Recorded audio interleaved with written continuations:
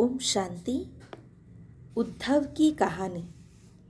उद्धव श्री कृष्ण के एक आत्मीय समीप मित्र व मंत्री थे।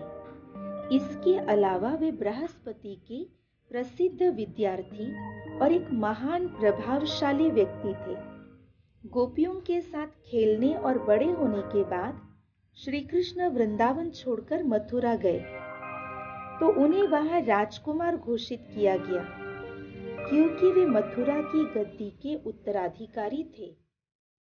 अपने कार्य व्यवहार के कारण श्री कृष्ण अपने बाल्यकाल के गांव में वापस नहीं जा सके, लेकिन वे अपने पालक, माता पिता और पुराने खेल सखाओं की भावनाओं को महसूस करते थे और उनकी भाव तरंगे श्री कृष्ण तक पहुंचती थी।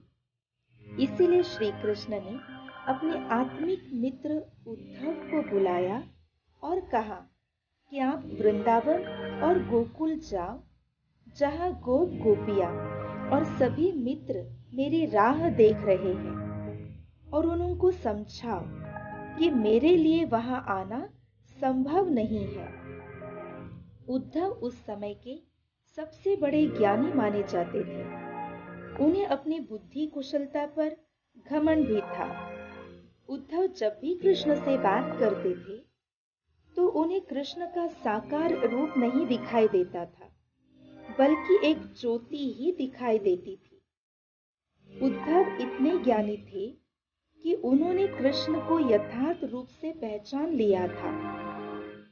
भौतिक स्वरूप की जगह वह हमेशा एक ज्योति को ही देखते थे। जब श्री कृष्ण ने कहा कि गोपियां उनसे जुड़ी हुई है तो उद्धव समझ नहीं सके। उन्होंने सोचा कि गोपियां क्यों कृष्ण से जुड़ी हुई है। माया के कारण वे प्रेम प्यार का अनुभव कर रही है, लेकिन यह प्यार उन्हें काफी दर्द तकलीफ पहुंचा रहा है। उद्धव ने हर एक को ऐसा मोह न रखने की समझानी देने का संकल्प किया, लेकिन वह जब वृंदावन पहुंचे तो कोई उनकी सुनना नहीं चाह रहा था।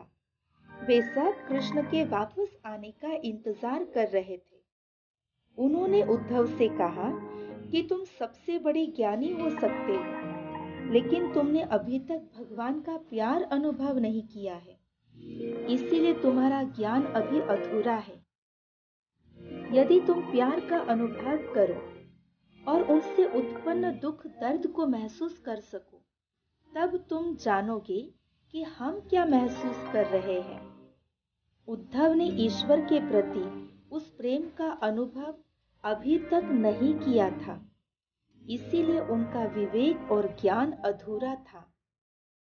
उन्हें इस घटना से संदेश मिला कि ईश्वर को पाने के लिए केवल ज्ञान ही काफी नहीं है, लेकिन अटूट प्रेम की भावना भी आवश्यक है।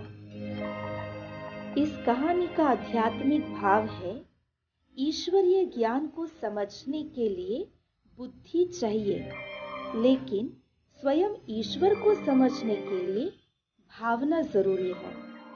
बिना भावना के ज्ञान अधूरा है, बिना अनुभव के ज्ञान बेकार है। इसलिए मन और बुद्धि में ज्ञान और भावना का संतुलन होना चाहिए। कहते हैं कि श्री कृष्ण उसके बाद कभी गोकुल नहीं लौटे। उन्होंने अपनी बांसुरी पीछे छोड़ दी और उसे कभी दोबारा नहीं बजाया। लेकिन मथुरा में रह रहे कृष्ण वृंदावन और गोकुल में रह रही गोपियों से कभी दूर नहीं थे। वे हमेशा मन से जुड़े हुए थे। गोपियों ने अपना जीवन अपने पति बच्चों के साथ और घर गृहस्थी में गुजारा, लेकिन उनके मन में भगवान हमेशा बसे हुए थे।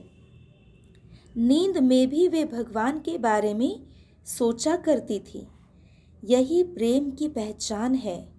लेकिन कभी कभी जब हम स्वयं को ज्ञानी समझ लेते हैं तो घमंड भी आ सकता है।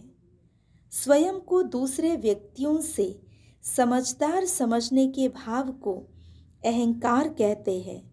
जो ईश्वर से दूर ले जाता है। यही उद्धव के साथ हुआ।